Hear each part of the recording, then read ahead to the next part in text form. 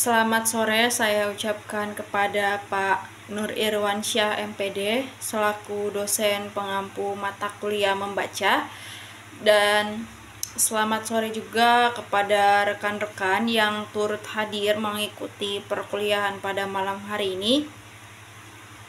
Pertama-tama kita panjatkan puji dan syukur kehadirat Tuhan, di mana atas berkatnya kita masih diberi kesehatan dan dapat mengikuti perkuliahan pada sore hari ini.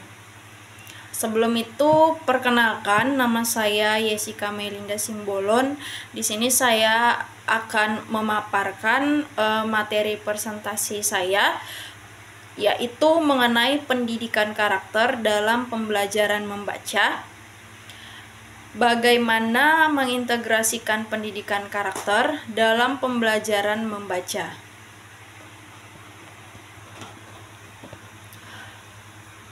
Dalam pembelajaran bahasa Indonesia, pendidikan karakter itu dapat diintegrasikan dalam proses pembelajaran itu sendiri.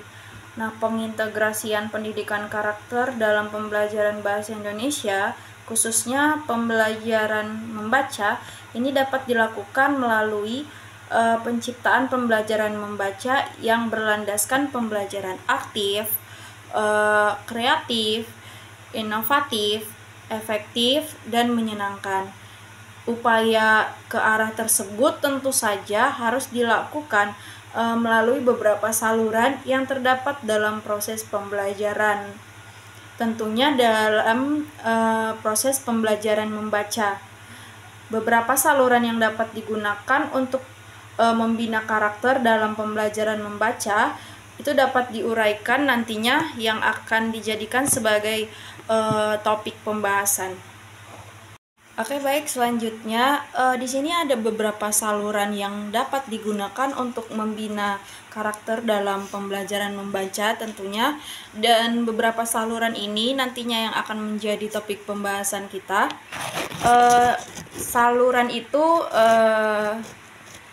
pertama melalui bahan ajar, kedua melalui model pembelajaran, ketiga melalui penilaian otentik, dan yang terakhir itu prinsip pembelajaran membaca dalam gamitan pendidikan karakter. Baik, sebelum kita masuk ke dalam pembahasan, ada yang perlu kita ketahui, yaitu mengenai pendidikan karakter. Apa itu pendidikan karakter? Nah, di slide kali ini tuh dijelaskan bahwasanya pendidikan karakter itu merupakan proses pembelajaran itu sendiri. Pendidikan karakter dapat diinternalisasikan ke dalam semua mata pelajaran tanpa mengubah materi pembelajaran yang sudah ditetapkan oleh kurikulum. Nah, apa sih tujuan dari pendidikan karakter itu? Nah, tujuan pendidikan karakter itu untuk membentuk penyempurnaan diri seorang siswa secara terus-menerus, serta melatih kemampuan diri demi menuju ke arah yang lebih baik lagi tentunya. Pendidikan karakter itu juga bisa diartikan bahwasanya pendidikan karakter itu merupakan suatu usaha manusia secara sadar tentunya dan terencana untuk mendidik dan memperdaya potensi peserta didiknya guna untuk membangun karakter pribadinya sehingga dapat menjadi individu yang bermanfaat bagi diri sendiri dan bagi lingkungannya.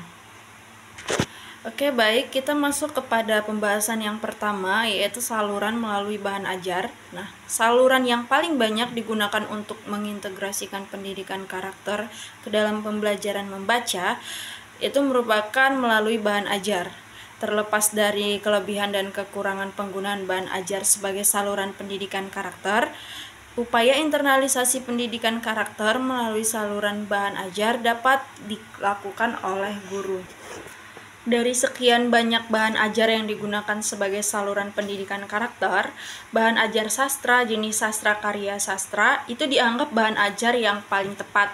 Alasannya, karena karya sastra itu memang berisi nilai dan moral yang dapat digunakan untuk membentuk budi pekerti seorang siswa. Bahkan melalui karya sastra, siswa dapat menemukan karakter-karakter yang baik untuk diteladani dan kemudian diimplementasikan dalam kehidupan sehari-hari. Berikut ada beberapa langkah yang harus dilakukan guru. Tentunya yang pertama itu memilih bahan ajar secara cermat. Tentunya bahan ajar yang dipilih oleh seorang guru itu memiliki beberapa ciri-ciri seperti benar-benar dalam penyajian faktualnya, menggambarkan latar belakang dan suasana yang dihayati peserta didik, kemudian mudah dan ekonomis dalam penggunaannya, cocok dengan gaya belajar peserta didik, bahkan bahan ajar itu hendaknya sesuai dengan kebutuhan peserta didik. Yang kedua itu memandu siswa menggali karya sastra berorientasi nilai dan moral. Ketiga, menentukan jenis kegiatan penggalian karya sastra secara tepat atau memilih pendekatan apresiasi. Dan yang terakhir itu melakukan evaluasi hasil dan karakter. Berbicara mengenai evaluasi hasil ini bisa diartikan bahwasanya evaluasi ini diarahkan untuk melihat hasil yang telah dicapai sebagai dasar untuk menentukan keputusan akhir. Apakah sebuah hasil itu perlu diperbaiki, ataukah hasil itu perlu dimodifikasi, apa bahkan hasil itu dia perlu ditingkatkan atau harus dihentikan, seperti itu. Kemudian topik pembahasan yang kedua itu melalui model pembelajaran, saluran melalui model pembelajaran. Nah, saluran kedua yang dapat dilakukan dalam menginternalisasikan pendidikan karakter dalam pembelajaran yaitu merupakan melalui pengembangan model-model pembelajaran berbasis karakter. Istilah pengembangan dalam hal ini itu bukan hanya berarti penciptaan model, melainkan juga pemanfaatan model yang telah ada sebagai saluran pendidikan karakter. Nah, dengan demikian, internalisasi pendidikan karakter ke dalam pembelajaran membaca melalui model pembelajaran itu dapat dilakukan dengan menggunakan model pembelajaran baru yang sengaja dikembangkan untuk keperluan tersebut. Selanjutnya ada beberapa langkah yang dilakukan guru untuk mengintegrasikan pendidikan karakter melalui model pembelajaran ini. Langkah-langkahnya itu berupa yang pertama, memilih model pembelajaran yang sesuai dengan SK dan KD kurikulum, tujuan pembelajaran dan materi ajar. Tentunya seorang guru itu sebelum mereka mengaplikasikan bahan ajar yang mereka akan aplikasikan itu tentunya sudah dipilih. Jadi sebelum mereka mengajarkan materi kepada siswa, mereka itu sudah memilih materi apa yang tepat untuk dipelajari atau untuk diajarkan kepada seorang siswa. Kemudian yang kedua itu merancang tahapan pembelajaran dapat merangsang timbulnya karakter. Yang ketiga melakukan pengamatan untuk menilai karakter. Nah, seorang guru itu tentu saja bisa untuk menilai karakter seorang siswa dalam proses pembelajaran. Ketika seorang guru memberikan sebuah tugas dalam bentuk kelompok, seorang guru itu bisa menilai bagaimana karakter si siswa dalam kerja sama timnya, seperti itu. Yang keempat itu melakukan evaluasi terhadap tujuan yang dicapai. Kembali lagi berbicara mengenai evaluasi. Nah, evaluasi di sini itu merupakan proses mengkaji secara kritis suatu tujuan itu yang melibatkan informasi mengenai kegiatan dan hasil. Jadi, hasil yang sudah didapatkan itu nantinya akan ditentukan lagi apakah hasilnya itu harus diperbaiki, ataukah harus dimodifikasi, atau bahkan harus dihentikan atau ditingkatkan. Selanjutnya, saluran yang ketiga itu melalui penilaian otentik.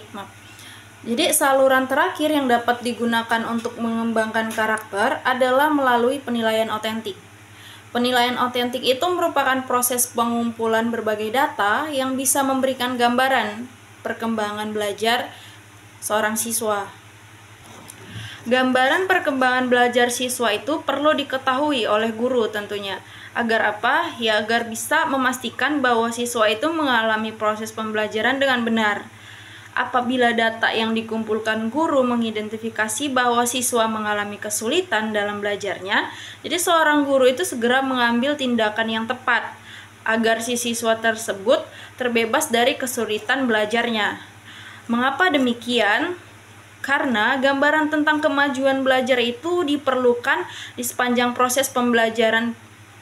Penilaian tidak dilakukan di akhir periode saja atau tidak dilakukan di akhir semester saja.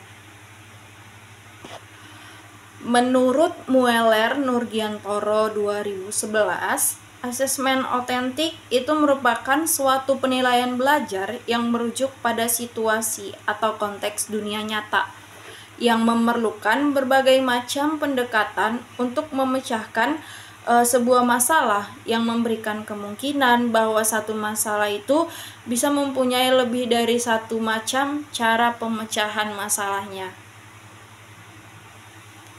Selanjutnya, topik pembahasan yang keempat ini, prinsip pembelajaran membaca dalam gamitan pendidikan karakter. Kemendikbud 2010A menyarankan bahwa secara prinsipal pengembangan karakter tidak dimasukkan sebagai pokok bahasan, melainkan terintegrasi ke dalam mata pelajaran, pengembangan diri, dan budaya satuan pendidikan. Kemudian ada beberapa prinsip yang digunakan dalam pengembangan pendidikan karakter, tentunya pendidikan karakter yang dikemukakan oleh Kemendiknas. Apa sih prinsip tersebut? Nah, yang pertama itu berkelanjutan. Berkelanjutan di sini itu mengandung makna bahwa proses panjang dimulai dari awal peserta didik masuk sampai pada akhirnya selesai dari suatu pendidikan. Yang kedua itu melalui mata pelajaran pengembangan diri dan budaya satuan pendidikan masyarakat, bahwa proses pengembangan karakter itu dilakukan melalui setiap mata pelajaran dan dalam setiap kegiatan kurikuler, ekstrakurikuler, dan kokurikuler. Yang ketiga itu nilai tidak diajarkan tapi dikembangkan melalui proses belajar, atau value is neither taught or taught, it is learned. Herman 1972 yang mengandung makna bahwa materi nilai-nilai karakter bukanlah bahan ajar biasa. Kemudian yang terakhir itu, proses pendidikan itu dilakukan peserta didik secara aktif dan menyenangkan. Prinsip ini menyatakan bahwa proses pendidikan karakter dilakukan oleh peserta didik, bukan oleh pendidik. Pendidik merupakan prinsip Tutwuri Handayani dalam setiap perilaku yang ditunjukkan peserta didik. Tutwuri, berbicara Tutwuri Handayani mungkin ini tidak asing bagi kita. Mungkin kita sering mengenal, bahkan Tutwuri Handayani ini ada pada logo baju sekolah, di mana Tutwuri Handayani itu memiliki makna di depan memberi contoh yang baik, di tengah dapat memberikan semangat, dan di belakang dapat memberi dorongan. Baik, adapun kesimpulan dari pemaparan materi pada presentasi kali ini, yaitu saluran yang paling banyak digunakan untuk mengintegrasikan pendidikan karakter ke dalam pembelajaran membaca adalah melalui bahan ajar. Hal ini dilakukan dengan cara mengembangkan bahan ajar itu yang mengandung muatan karakter, dan bahan ajar yang demikian biasanya berupa karya sastra ataupun biografi tokoh yang mengandung berbagai unsur yang dapat diteladani, dan juga bisa melakukan bacaan motivasional serta karya sastra atau non-sastra yang berisi muatan-muatan karakter. Baik, demikian materi yang dapat saya sampaikan. Semoga materi yang telah saya sampaikan ini bermanfaat bagi kita semua. Dan jika ada kesalahan dalam pemaparan materi atau dalam pengucapan saya minta maaf. Sekian dan terima kasih.